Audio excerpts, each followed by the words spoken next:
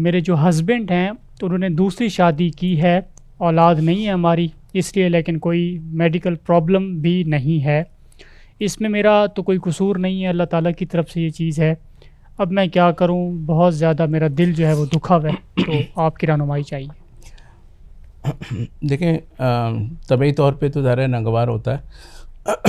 उम्महातुल मोमिनीन को भी एक दूसरे से थोड़ा बहुत महसूस होता था और उनके वाक़यात भी हैं।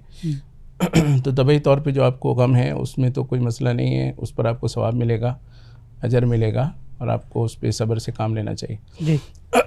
बाकी आपके जहन में भी ये बात होगी और बज़ाहिर आप एक दीनदार ख़ातून हैं कि आपके शौहर अगर ये मसला ना भी होता तो भी उनके लिए दूसरी शादी की गुंजाइश थी। जी। तो अब जबकि एक जेन्युइन मसला भी है और उनकी आपसे मोहब्बत में कमी नहीं है तो आपको तो मुतमईन होना चाहिए कि ये मजबूरी में उस तरफ जा रहे हैं।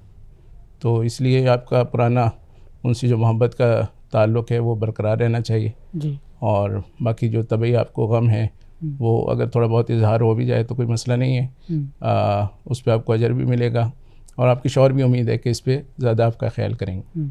लेकिन अगर मसला ये है कि मतलब शौहर की तरफ से हुकूक पूरे नहीं हैं, फिर वो दूसरी शादी की तरफ जा रहे हैं, तो फिर क्या सूरत होगी?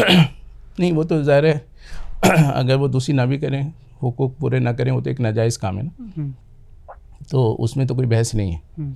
तो यहाँ पर मेरे ख्याल में ये केस नहीं है, हुकूक का ख्याल कर रहे थे, औलाद ना होने की वजह से गए, तो एक मुनासिब बात है। तो ज़ाहिर है कि एक अल्लाह का निज़ाम है, उसके तहत इनको सब्र करना चाहिए और शौहर से ताल्लुकात बेहतर करने चाहिए और दूसरा जो घर है उसके साथ भी अपने मामलात को बेहतर अंदाज से चलाना चाहिए।